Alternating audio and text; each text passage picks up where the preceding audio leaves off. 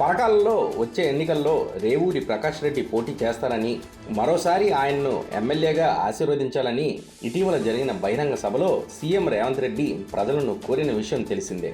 ఈ నేపథ్యంలో మంత్రి కొండా సురేఖ కుమార్తె కొండా సుష్మిత ముఖ్యమంత్రి రేవంత్ రెడ్డిపై తీవ్ర స్థాయిలో విరుచుకుపడ్డారు. ఆమె చేసిన వ్యాఖ్యలు ప్రస్తుతం రాజకీయ వర్గాల్లో తీవ్ర చర్చకు దారితీశాయి. గత ఎన్నికల సమయంలో 5-6 నియోజకవర్గాల్లో కాంగ్రెస్ పార్టీ అభ్యర్థుల విజయానికి తన తండ్రి కొండా మురళి ఎంతో కష్టపడ్డారని సుష్మిత పేర్కొన్నారు. అయితే రేవంత్ రెడ్డి ముఖ్యమంత్రి అయిన తర్వాత కొండా మురళి ఆయన కళ్ళకు కనిపించడం లేదా అని విమర్శించారు. అధికారం వచ్చిన తర్వాత రేవంత్ రెడ్డికి కళ్ళు నెత్తికెక్కాయని ఘాటు వ్యాఖ్యలు చేశారు. కొండా సురేఖ జన్మదిన వేడుకల్లో పరకాలలో ఘనంగా నిర్వహించగా ఈ కార్యక్రమంలో కొండా సుష్మిత పాల్గొన్నారు.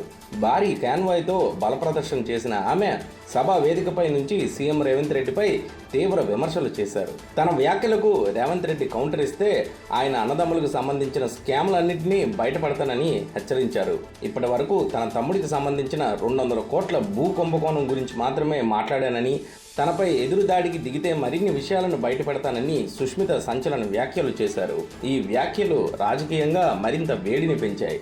పరకాలంటే రేవూరి ప్రకాష్ రెడ్డికి తెలియదని, రేవూరి ప్రకాష్ రెడ్డి అంటే పరకాల ప్రజలకు కూడా తెలియదని సుష్మిత విమర్శించారు. గత ఎన్నికల సమయంలో తన తండ్రి కొండా మురళి రేవూరి ప్రకాష్ రెడ్డి కోసం ప్రచారం చేయడం వల్లే ఆయన విజయం సాధించారని వ్యాఖ్యానించారు.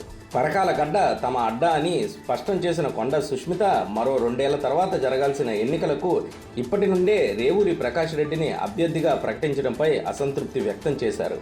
ఎన్నికలకు ఇంకా సమయం ఉన్నప్పటికీ అభ్యర్థిత్వాన్ని ఇప్పుడే ఎందుకు ప్రకటిస్తున్నారని ప్రశ్నించారు. దమ్ముంటే 2 ఏళ్ల వరకు ఎందుకు ఆగాలని, ఇప్పుడే రాజీనామా చేసి మళ్ళీ ఎన్నికలకు వెళ్లాలని సవాల్ విసిరారు.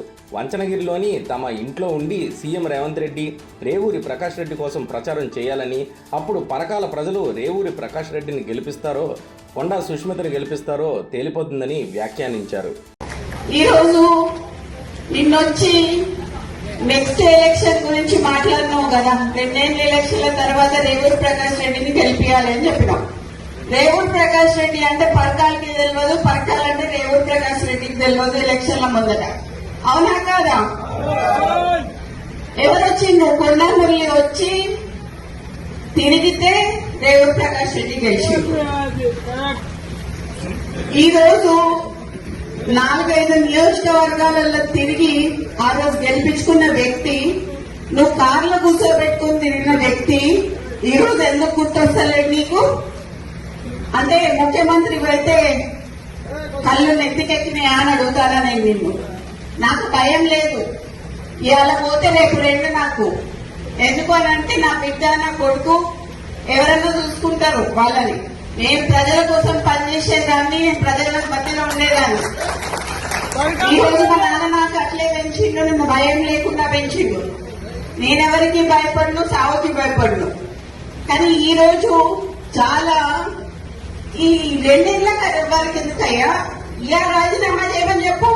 ఇలా రాజీనామా చేసి ఎలక్షన్లు ఇక్కడ నా ఇల్లు ఇక్కడ మంచినీళ్ళు ఉన్నది, 3 అంతస్తుల బిల్డింగ్ నీకు ఇస్తా, వచ్చి అక్కడనే ఉండి రేవూరి ప్రకాష్ రెడ్డికి నువ్వు వచ్చి క్యాన్వసింగ్ చేయి. రేవూరి ప్రకాష్ రెడ్డి గెలుస్తారా, లేకపోతే కొండ కుటుంబంలో ఎవరి నుంచి గెలుస్తారా? ఈ రోజు నేను